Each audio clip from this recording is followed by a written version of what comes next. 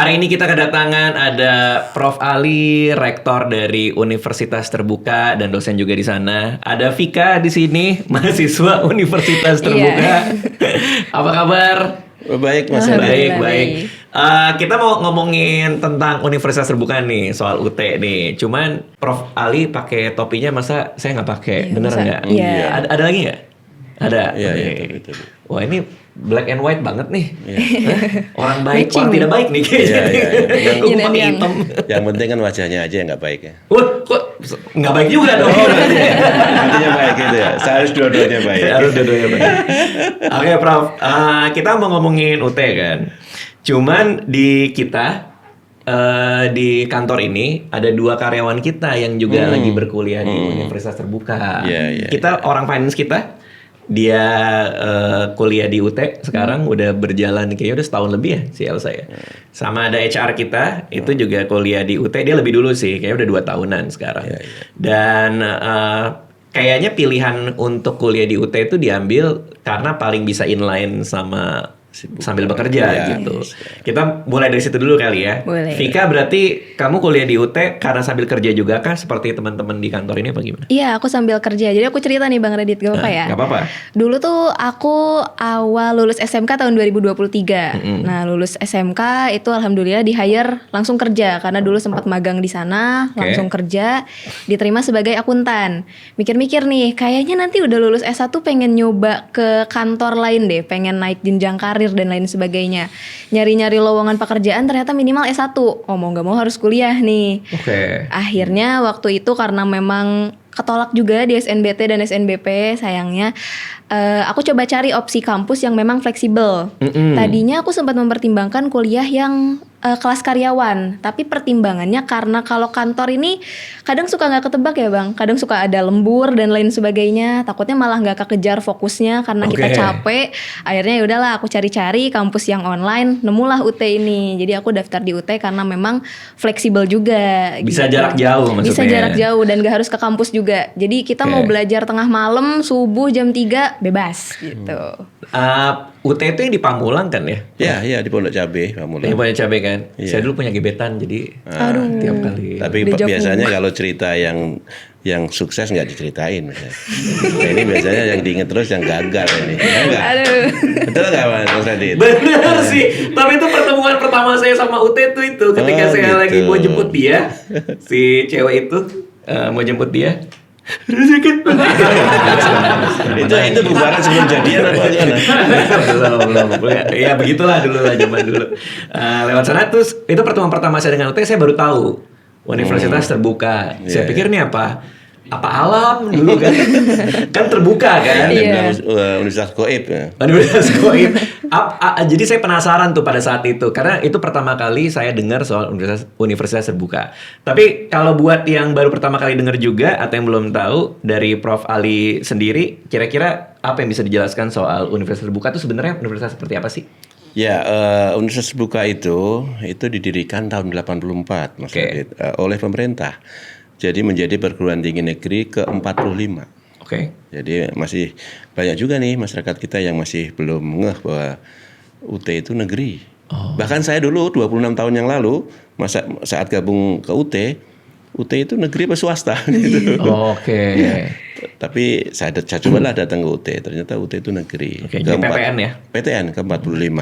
Saat itu dibuka karena ledakan jumlah lulusan SLTA yang tidak tertampung di perguruan tinggi negeri khususnya yang 44 tadi.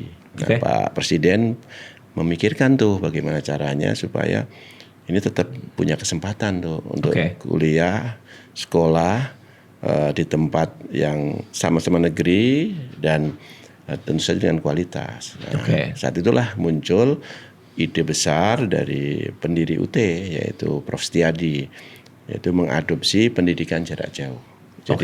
Jadi UT itu satu-satunya perguruan tinggi negeri dan satu-satunya saat itu menggunakan sistem belajar jarak jauh. Jadi perguruan tinggi negeri jarak jauh. Dan itu tahun 80-an belum ada internet tuh ya? Belum ada internet. Makanya konsepnya distance learning, bukan online learning. Nah, pembedanya tuh di mana? Kan orang masih suka salah kaprah nih. UT ini belajarnya online, tapi sebenarnya UT ini belajarnya distant Distant gitu. learning. Itu bedanya di mana? Nah, kalau distant learning itu ciri khasnya gini Mas Radit, bahwa distant learning itu ciri khas utamanya adalah keterpisahan antara sumber belajar dengan pembelajar. Oke. Nah, keterpisahan ini difasilitasi, dimediasi oleh satu teknologi. Nah, sekarang ini alhamdulillah nih kita dengan teknologi masif sangat dimanjakan nih UT Ya. itu. Yang kedua, teknologi multimedia tentu saja. Yang kedua oleh bahan ajar, bahan tercetak. Bahan tercetak. Kemudian yang ketiga oleh manusia. Dosen, tutor, instruktur, kemudian fasilitator, itu semua. Nah, membuat sumber belajar dengan pembelajarnya menjadi dekat. Oke. Menjadi dekat. Jangan mandang kayak gitu, jadi saya grogi nih. Oh, enggak. Jadi gini, kayaknya saya diselidiki Oh, ini. bukan. Kan saya mau nanya. Saya lagi meramu pertanyaan. Anda harus ketemu sama teman saya namanya Dokter Tirta nih. Dia ngeliatnya lebih tajam lagi.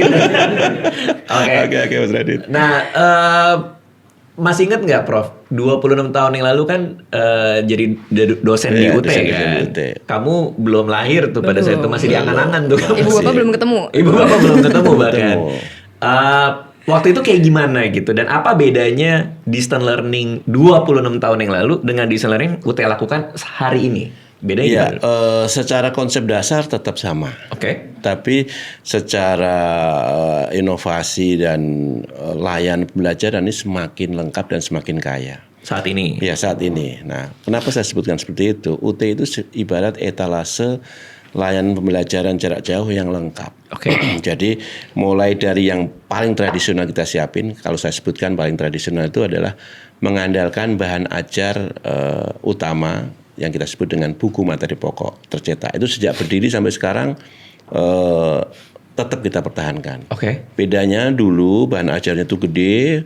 Nah, sekarang ini sudah dengan bahan ajar yang lebih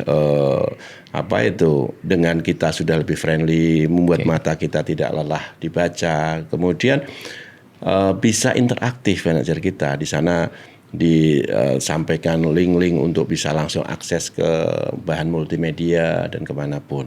Nah, itu yang pertama. Yang kedua, kita juga menambahkan dengan bahan-bahan multimedia lain. Oke. Multimedia lain. Yang itu bisa diakses kapan saja.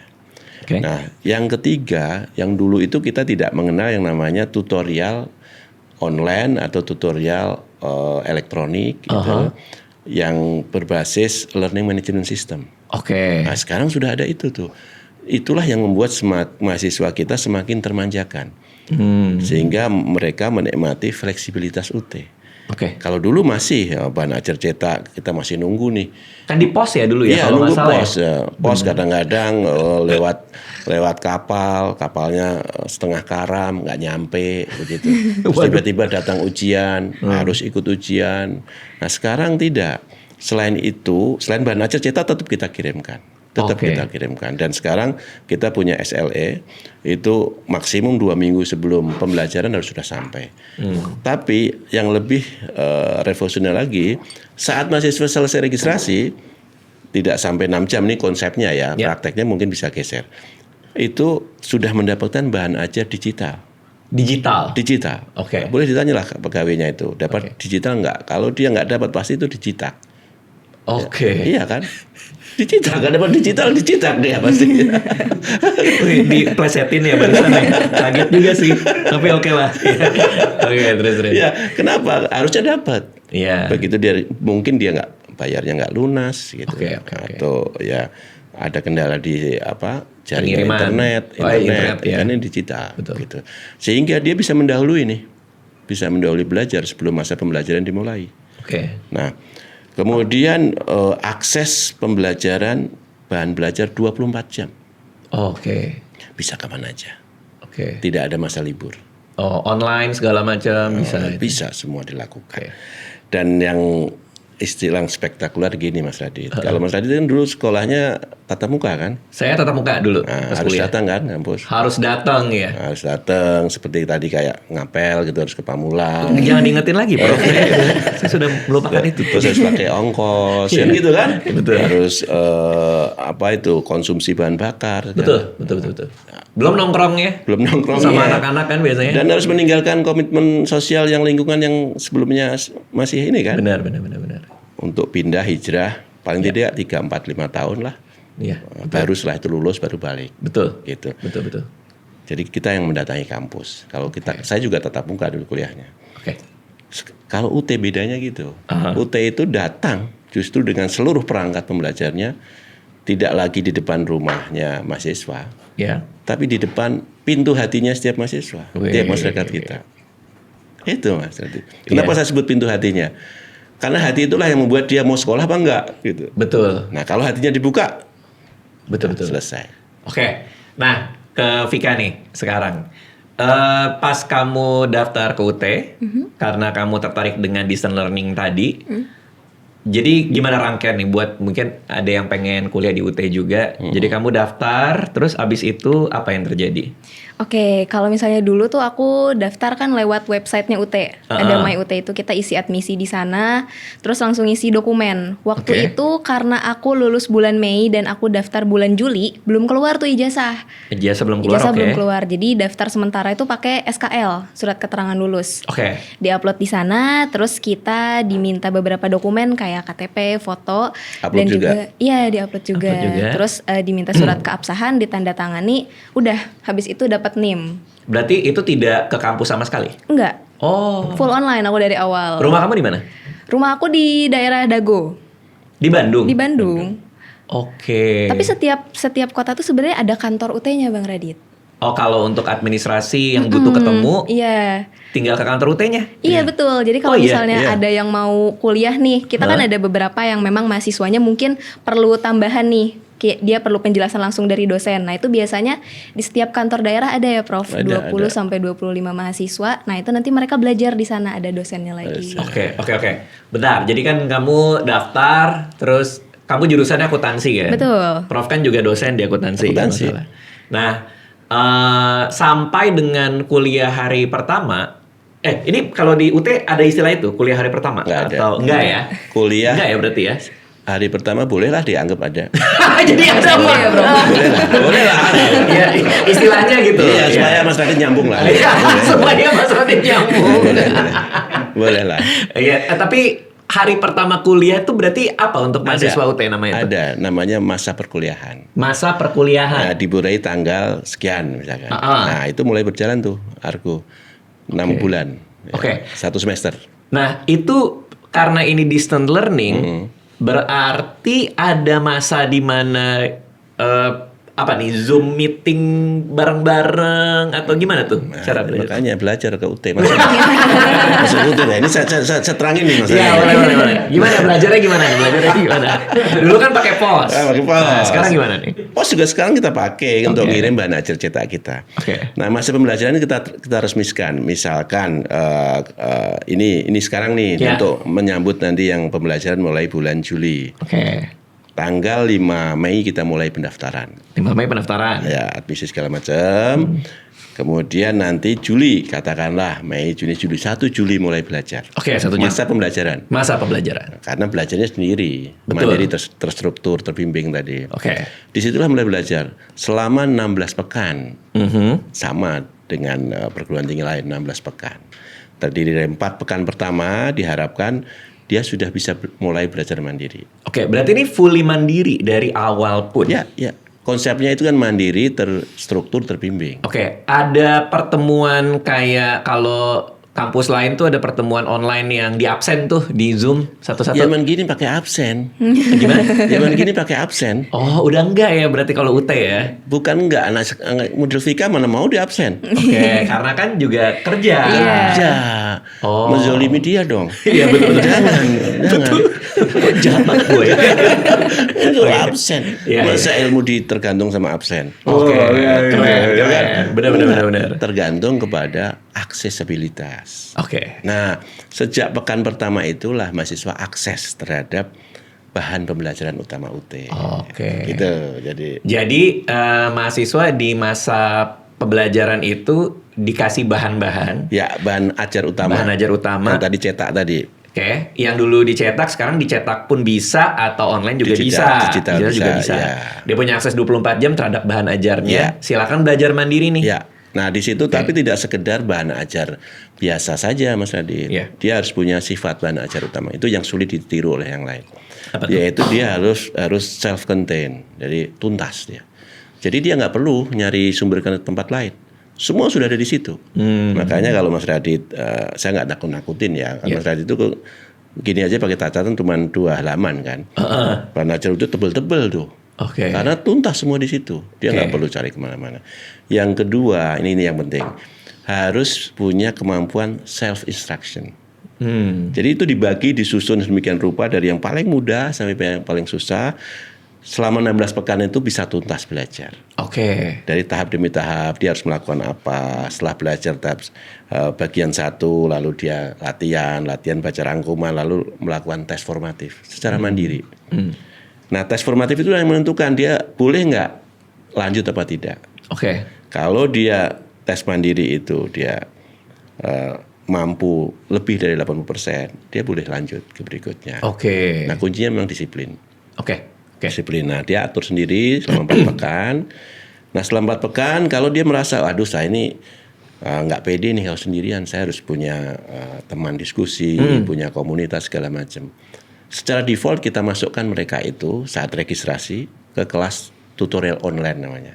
Oke, secara default tuh udah pasti masuk. Pasti masuk. Oke, itu dari website dia tahu semua teman-temannya di sana dan jadwal tutornya, Iya. atau ada WhatsApp atau Enggak, apa dari tuh? website sudah ada. Sudah oke. dari awal. Sudah Jadi dari awal. kunci kekuatan UT itu di perencanaan pembelajaran, Mas Radit. Oke.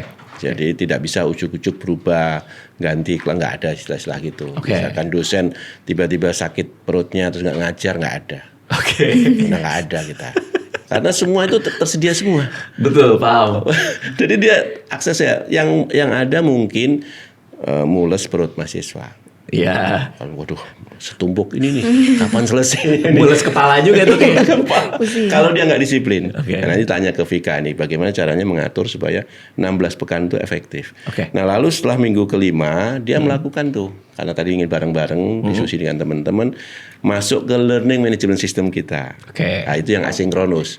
Kayak chattingan lah gitu. Dia masuk ke situ, di situ ada bahan inisiasi, diskusi, multimedia, semua bisa akses dia. Oke. Termasuk ada tugas di situ. Artinya kalau punya pertanyaan, Vika nanya di situ. Betul. Oh. Ada dosennya di situ. Ada dosennya di Dosennya, situ. betul. Ada jam-jam khusus kah atau terserah Vika Oke. kapan Bebas. aja? Nanti dia bisa bales se-available-nya gitu. Iya, Betul. iya. Jadi semacam konsultasi jarak jauh Betul. Iya. dengan dosen. Betul. Nah, ketika Vika udah mulai konsul, pinter dia. Mulai ngerti. Paham, bro. Alhamdulillah. Memang cerdas. Memang cerdas. ketika udah ngobrol dan masih ada yang nggak dipahami melalui LMS ini, Vika ada opsi buat ketemu langsung juga Yes. di kantor cabangnya UT yang di Bandung. Betul. Oh, jadi memang semua sesuai kebutuhan ya. Betul. Kalau emang nggak butuh, ya Iya. nggak usah dilakuin. Ngapain? Iya. Kalau memang Vika udah bisa memahami bahan ajar dan yakin 80% ujian lulus, Iya. itu aja yang dia lakuin. Iya. Iya. Oh, so fleksibel itu. Oke, nah kalau Vika sendiri, kaget nggak awal-awal? Ini kan karena sistem pembelajaran yang cukup baru buat kamu kali ya. Karena kan dulu kan kamu secara tradisional tatap muka juga tuh pas SMK dulu. Ada proses adaptasi kah atau gimana tuh waktu itu? Oke. Aku lulus tahun 2023, jadi semasa SMK aku udah full Zoom, Bang Radit. Oh, Jadi aku sudah terbiasa karena COVID. karena COVID udah Zoom, jadi pas masuk UT tinggal menyesuaikan aja. Dan Oke. karena memang jurusanku linear nih sama jurusanku waktu SMK. Nah, itu di 3 semester awal itu santai banget belajarnya soalnya memang materinya udah dipelajari. Iya, karena kalau mata kuliah awal tuh kan paling Dasar. baru penyamaan Iya. ke knowledge ya. Yes. Dari SMK dapet, di UT semester 1 masih ini.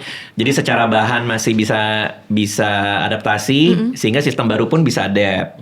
Iya. Apa yang paling menarik yang kamu temuin di semester 1 tentang sistem pembelajaran UT ini? Oke, yang paling menarik tuh waktu itu deadline tugasnya sih. Nah, gimana tuh? Karena kan waktu itu dikasih kalau misalnya zamanku masuk dulu tuh ada sesi ganjil, Prof. 3, 5, 7 itu tuh kita dapat tugasnya Tugas. double. Oke. Jadi ada diskusi dan ada tugas. Nah, itu agak keteteran di situ karena dulu ekspektasinya oh ya udah ini setiap sesi kita ngerjainnya diskusi aja. Kalau diskusi itu gambarannya gini Bang Radit, misal Bang Radit ngasih pertanyaan apa, nah Oke. itu kita tinggal ngejawab aja langsung. Oke. Di forum diskusinya itu yang sama dosen. Ya, oke. Nah, kalau misalnya di sesi ganjil dulu waktu zaman aku di sesi 3, 5 sama 7 itu tuh double. Kita ngerjain diskusi dan ngerjain tugas. Nah, itu tuh yang agak berat di awal-awal Sekarang tuh. kita ubah itu Mas. Tapi Oh, sekarang udah diubah. Tugas-tugas saja. Iya, karena memang sesak nafas gitu mengerjakannya. Pada saat itu. Aduh, Oke. kok berat ya. Nah, tapi karena sekarang itu di sesi ganjil itu udah nggak ada diskusi, jadi kita cuma ngerjain tugas aja dan deadline-nya 2 minggu. Jadi kita bisa bernafas lagi Manageable seperti lah. manusia. Coba berarti kamu dengan kuliah sudah 3 tahun ini nih sambil kerja, tipikal minggu kamu tuh kayak gimana sih? Kuliah sambil kerja ini di UT kuliahnya? Oke, karena kan kita tugas itu deadline-nya bukan tugas, kita tuh diskusi deadline-nya 1 minggu nih. Oke, dari Senin dulu deh. Senin Dari tuh gimana? Senin. Senin kamu masuk kantor nih. Ya Senin masuk kantor nih, aku kantor 9 to 5 lah. 9 to 5. Nah 9 to 5, pulangnya tuh aku biasa ikut lomba-lomba dulu. Ikut Tamiya? lomba. Oh enggak, Bukan. lomba ini pidato yang gitu-gitu. Karena emang aku seneng ngomong Bang Radit. Oh, Tapi gitu. kan karena kuliahnya online nih, teman-temannya agak susah ketemu, ngobrol sama dosen juga by chat. By Jadi chat, aku melarikan hobiku untuk ngomong itu lewat lomba. Oke, Gitu. tunggu. Kamu Senin kerja di sebuah perusahaan sebagai akuntan, pulang jam 6, nyampe di rumah jam 6, baru kamu ikut lomba. Iya, Oh, lomba sore-sore malam-malam itu lazim ya berarti ya? lazim karena lombanya online. Oh, lomba pidato online. Iya, jadi kita tapping lewat video gitu, nanti diupload ke panitianya. Oke, Dapat oke. beasiswa Bang Radit. Apa? Dapat beasiswa kita. Dapat beasiswa dari situ. Iya. Oke. Nah, berarti belum mulai belajar nih buat kuliah dong. Sekitar jam 7 jam 8 tuh masih belum tuh. Belum, karena Oke. kalau misalnya dari kantor nih masih suntuk nih, udah ngerjain angka, masa langsung ngerjain angka lagi gitu. Bener, karena kuliahnya akuntansi. Bener. Betul, Nah, betul. jadi aku melakukan hobiku dulu lah, Oke. yeping dulu. Nah, setelah itu di jam 9-an, jam 9, iya, kalau anak muda yeping kan ya? Betul, betul. Yeping gitu. Terus jam 9 sampai jam 10 itu biasanya baca-baca, jam 10 sampai jam 11 itu ngerjain. Biasanya satu hari tuh selesai 2 mata kuliah kalau diskusi, karena memang pertanyaannya kita baca modul, kita lihat-lihat dan itu masih bisa kita pikirin lah ini jawabannya gimana. Oke, jam 9 baca modul sembari diskusi. Berarti itu kamu sekalian baca, kalau ada yang kamu nggak tahu kamu langsung chat. Iya, Oh, oke, itu 2 mata kuliah. bisa kekejar 2 mata kuliah. Gokil sih. Iya. Cepet juga kamu bacanya berarti ya. Karena memang kan Dilatih. kalau diskusi itu Terlatih ya. Terlatih. iya, karena pas awal itu kita dibekelin juga gimana caranya biar membaca modul itu dengan efektif. Oh, ada itu juga, Prof. Iya. Ada. Oh, Memang sudah dipersiapkan dari awal. Emang Radit doang yang bisa. Coba kasih tips satu, Prof. Gimana, Prof? Membaca modul efektif. Iya, modul efektif. Itu gimana tipsnya? Ada cara baca dari tengah ini, Oke. dari kalau satu lembar nih, tek. Nah, Oh, oke. ada yang hanya kata-kata kunci aja. Oh, kalau saya pakai yang metode Z gitu. Z ya. Itu diajarin juga. Diajarin juga. Oh. Tergantung gayanya saja, sukanya apa. Oke. Udah hari Senin dua mata kuliah. Sampai Selasa, Rabu juga persis kayak gitu. Sama kayak gitu, Oke. diulang. Dua Terus matkul. iya, Sabtu Minggu ya udah karena aku ikut organisasi ya Sabtu Minggu main ke kampus ketemu sama teman-teman. Udah. Organisasi di UT. Iya, organisasi di UT. Oh, berarti di UT pun juga ada UKM Kita perguruan tinggi negeri, Mas Radit. Enggak, kan saya pikir jarak jauh gitu loh, Prof, maksudnya. Mahasiswa kita kan manusia. Iya, benar sih. Perlu kasih sayang dan Perlu sosialisasi. Iya. Berarti ada pembelajaran jarak jauh itu bisa dilakuin, tapi kalau memilih mau untuk berorganisasi juga Boleh, kita tersedia. siapkan. Iya, kita fasilitasi. tersedia, ada opsinya. Kalau kampus, berarti kalau kamu UKM, itu UKM kan maksudnya? Iya. semacam UKM. Semacam UKM gitu, organisasi kampus. Itu yang di Bandung Iya, datangnya? yang di Bandung. Oh, terus ketemu sama teman-teman Iya, yang lain ketemu di situ? chat gitu, ngobrol-ngobrol. Kadang kan kalau misalnya kita masih dalam satu sesi nih, ketika kita udah nge-upload diskusi, dari dosennya udah ngasih feedback, misalnya, oh ternyata ini nilainya kurang di bagian ini. Nah itu kita bisa ngobrol sama teman kita, jawaban kamu gimana sih? Kok jawabanku yang gini salah gitu. Jadi kita masih bisa revisi biar Diskusi. nilainya maksimal gitu. Demografi teman-teman kamu seperti apa ininya? Umurnya, kerja di mana? Oke. Buat angkatanmu. Kalau teman-teman aku yang di Bandung mostly Gen Z sih, seumuranku. Oke. Maksimal selisihnya ya mereka karena aku lahiran 2005 ya mereka 2000-an gitu. Nah, itu biasanya mereka sambil kerja juga. Ada yang memang kerja di instansi, ada juga yang kerja di swasta. Jadi memang rata-rata sambil kerja juga, tapi yang nggak kerja pun ada, cuman biasanya mereka freelance, part time jadi barista atau content creator gitu. Oh. Memang kita ada kesibukannya gitu. Jadi UT ini memang paling cocok tuh sama orang yang sudah bekerja dan Ya. punya kesibukan Dan kali ya. kesibukan, punya komitmen sosial sebelumnya yang tidak ingin kehilangan itu. Oke, karena kalau saya lihat tadi saya dengerin ceritanya cocok banget nih Iya. buat teman-teman, terutama kan di sini kan 2 orang Iya. di UT kan. Jadi nggak perlu setor muka apa Nggak segala perlu, macam. makanya kalau karyawannya di sini terus nggak pernah kelihatan kuliah, jangan dimarahin. Jangan, kamu kuliah gimana sih? Jangan gitu. Karena emang gitu kuliahnya. Emang gitu. Emang nggak kelihatan. Tapi tahu-tahu nanti bisa memahami. Mami, nah gitu. Oke, menarik banget. Nah, tadi katanya ada cabangnya di berbagai macam kota kan? Iya. Di mana aja sih? Kita punya 39 kantor cabang daerah di 39. seluruh Indonesia. Oke. Dan kalau persebaran mahasiswa kita bahkan di seluruh dunia lebih dari 58 negara di dunia dan lebih dari 78 kota di dunia. Itu mahasiswa kita. Karena total mahasiswa aktifnya ada 700 ribuan ya? 767.025. Istimewa 25 ya. Spesifik banget tuh sampai 25 orang Iya. dihitung ya. Kita hitung lah. Iya sampai 25. Karena itu satu jiwa yang harus kita perhatikan. Gokil. Selama 26 tahun mengajar jadi dosen di UT, murid-murid paling jauh tuh dari mana? Dari mana aja, Prof? Ya, yang paling jauh apa ini jarak kilometer? Ya, Ya Rusia ada. Rusia. Pernah ngajar orang tinggal di Rusia berarti? Ya bukan pernah ngajar, kita selalu mengajar. Oke. Paham nggak maksudnya ini? Enggak sih, tapi saya sudah oke doang sih. Susah juga ya sama rektor ya. Gimana maksudnya gimana? Karena saya paham, saya membaca pikirannya Mas Radit. Yang disebut mengajar itu saya harus di depan kelas bicara. Oke. Ya kan, live gitu. Sementara kita sudah desain di awal tuh. Ada kita merekam diri kita secara live, kemudian tulisan-tulisan kita diabadikan dalam bahan ajar tercetak, Iya. sehingga dia bisa akses kapanpun. Oke, artinya dimanapun. Artinya kalaupun ngobrol tuh diskusinya kan? Diskusinya. Oke. Dan diskusinya itu ada sesi yang asinkronus yang tadi diceritakan oleh barengan. Vika ya, tapi pakai ada jeda lah. Setting nanti jawabnya 6 jam setelahnya dan sebagainya, atau yang sinkronus. Nah, itu yang dimaksud oleh Mas Radit yang sinkronus. Oke. Kuliah itu tuh. Nah, yang mereka butuh kita ngajar gitu. Ya itu satu. Yang kedua mungkin di Anadolu di Turki. Ya, kemudian di Afrika Selatan. Oke. Nah, itu berarti Prof tahu profilnya setiap dosen tuh bisa buka profil mahasiswanya dia dari mana dan lain-lain gitu. Nah, ini yang menarik. Sebenarnya bisa. Oke. Sebenarnya kita bisa, tapi tidak diharuskan tahu profilnya.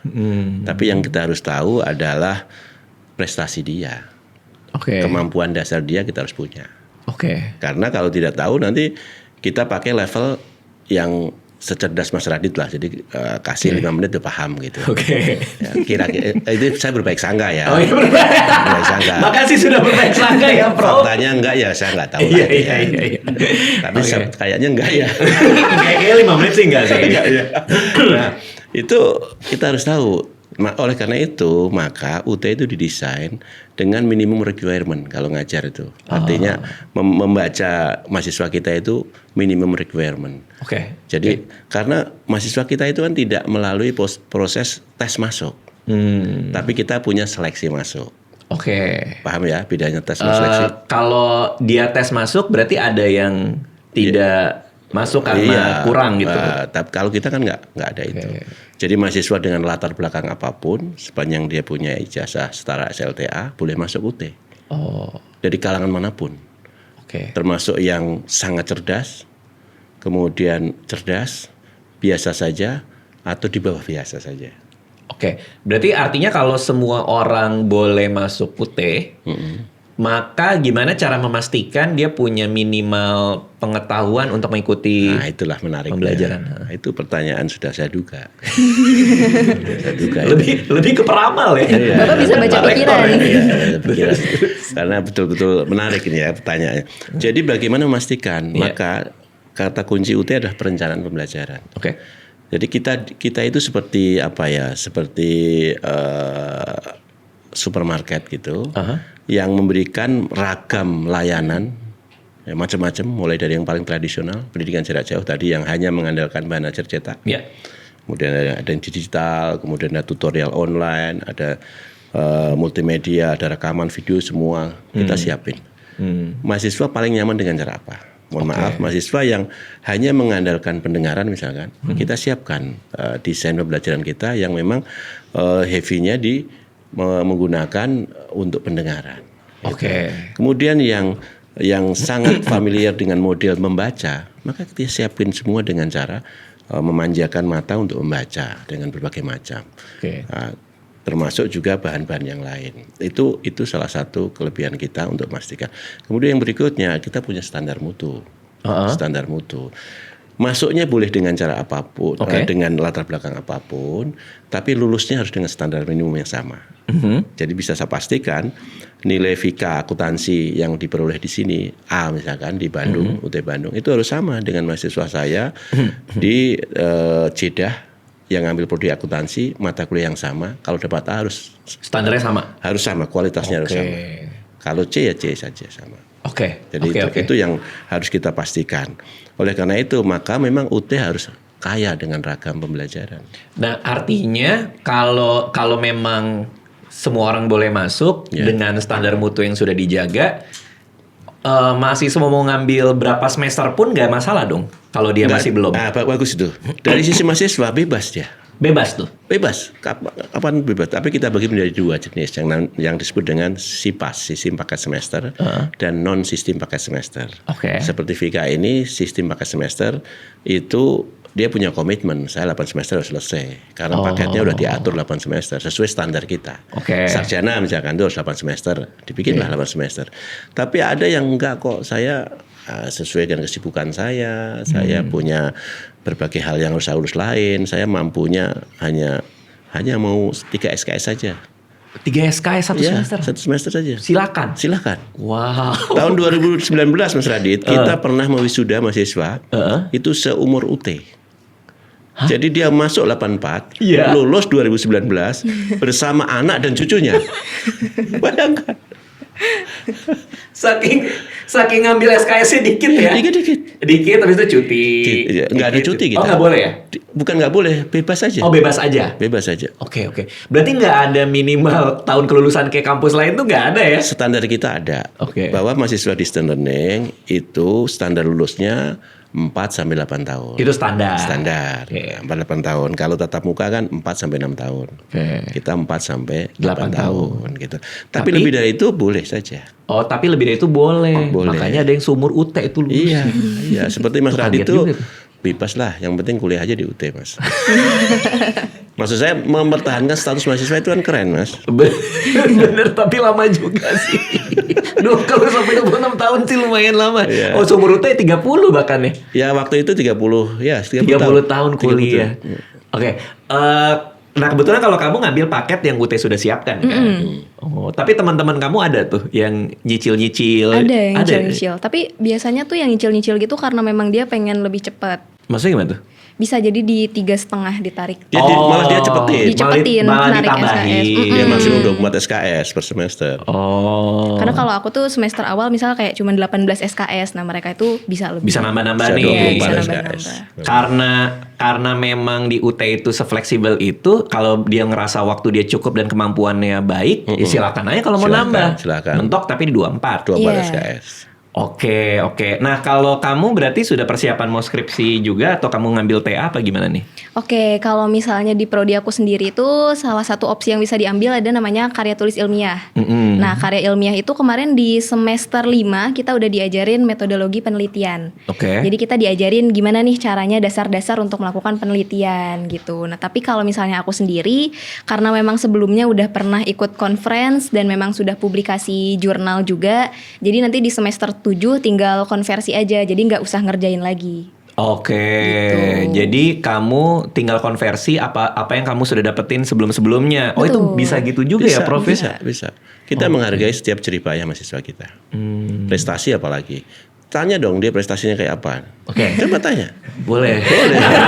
Kita kan banyak juga nih. Saya tanya dulu ya. Banyak yang melakukan. Mas Syafri punya prestasi Saya nggak sih? tanya sekarang ya. Tanya aja, Boleh tanya. ya. Iya. Saya juga deg-degan juga nih. Ternyata deg-degan juga. Saya baru ketemu dia sekarang soalnya. Masih sekarang. Tapi ya gimana prestasi kamu apa ya? Tadi kan dapat beasiswa tuh dari pidato tuh. Oke.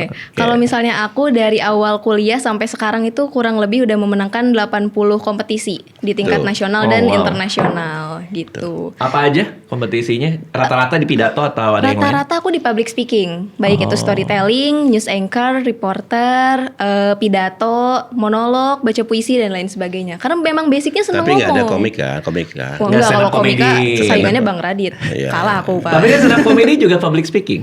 Tapi aku nggak lucu, Bang. Oh. Sama aku juga. Bang Radit lucu kok. Ya lucunya beliau lucu. Iya. Biasanya stand up comedian tuh aslinya nggak lucu, Prof. Oh, iya. Biasa aja gitu kalau sehari-hari ketemu iya. serius-serius gitu. Ada komunitas saya tahu di Bandung. Oh iya. Stand up Indo Bandung. Siapa tahu penasaran kan? Iya, Kan iya. kamu udah sering di public speaking. Iya. Oke, dulu cita-cita saya, Prof, karena baca majalah Intisari itu mau jadi akuntan sebenarnya. Kelas 4 SD. Wow. Karena saya pikir jadi akuntan itu cuman ngeliatin layar doang Iya. sambil ngitung. Nah Iya. itu saya suka justru. Setiap hari kerjaannya ngitungin duit orang Iya. gitu tuh. Itu suka banget. Ngitungin angka-angka duit gitu orang. angka-angka, Goib. apa balance gitu Iya. kan, ngebalance. Sebenarnya enak ngitungin apa punya angkanya sih? Lebih enak punya. Punya. Itu masalahnya. Itu masalahnya lagi.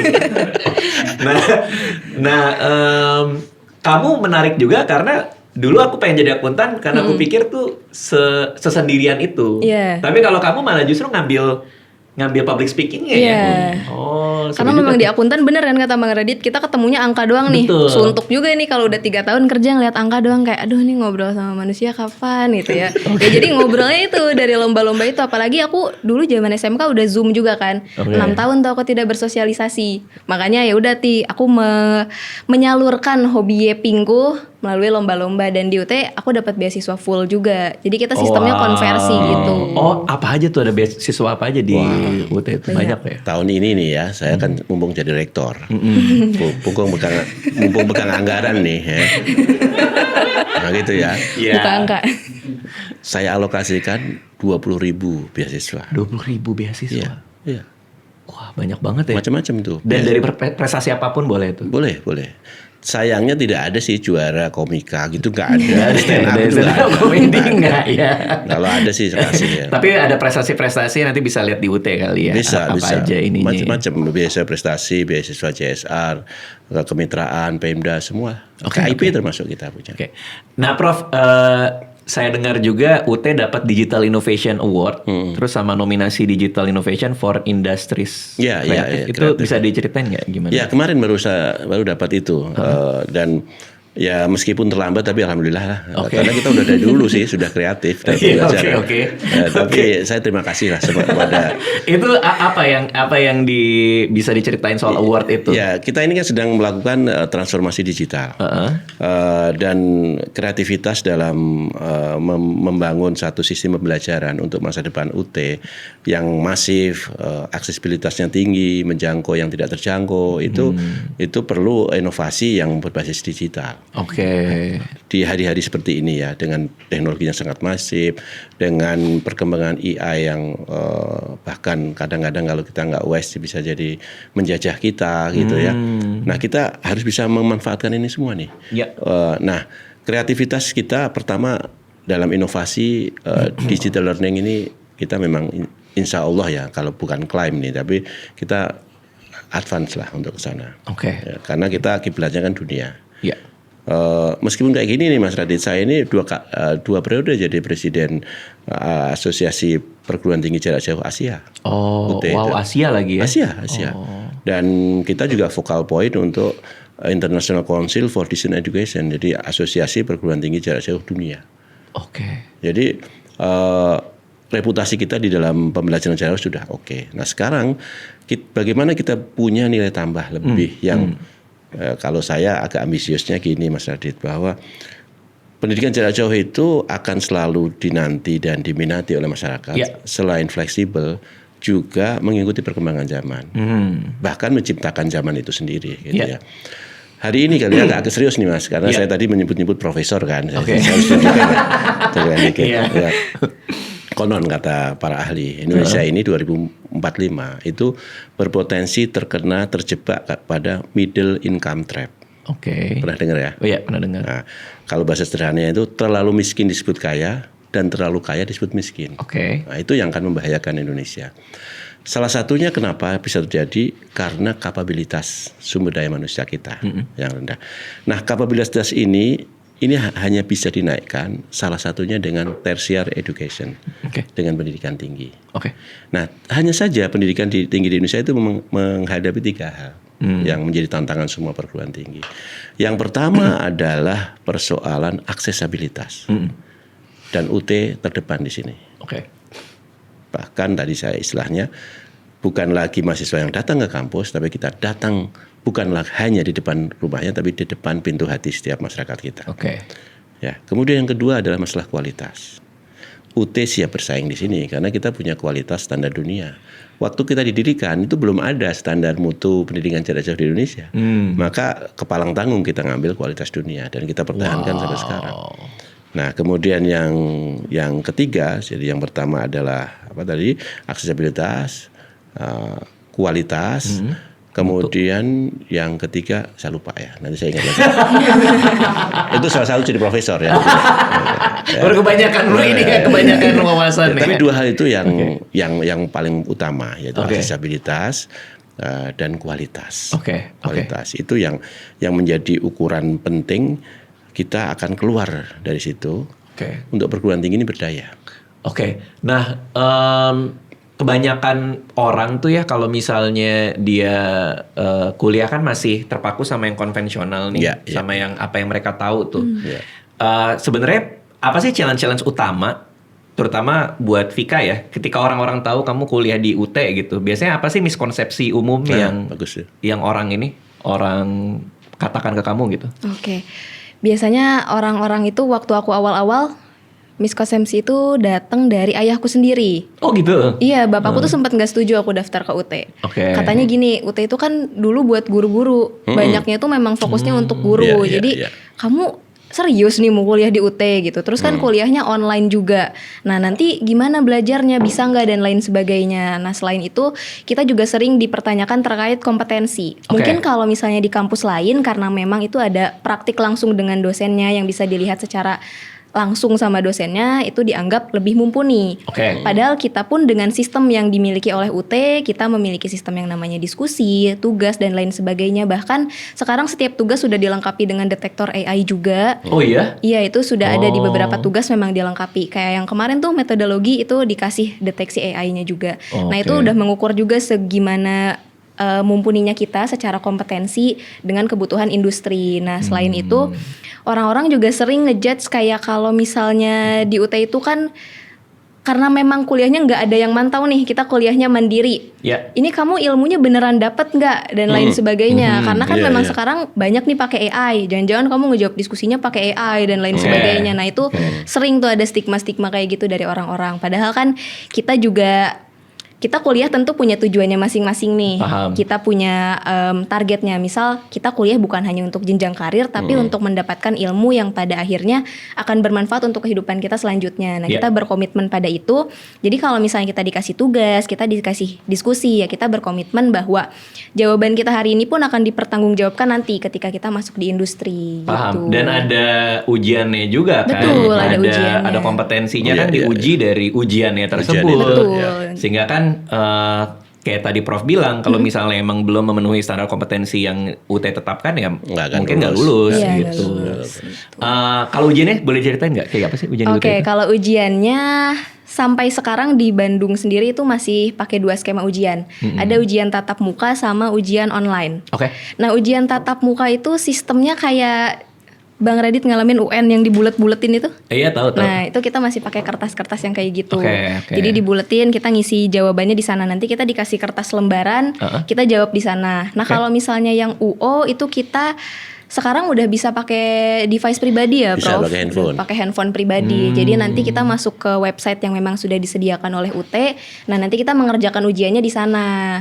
Oke. Ujiannya tuh rata-rata cuma 40 sampai 50 soal lah kurang lebih. Oke. Dan itu mencangkup dengan modul yang udah dibaca sebelumnya. Kan kita dikasih modul nih, bahan Ada 9 ajar. modul.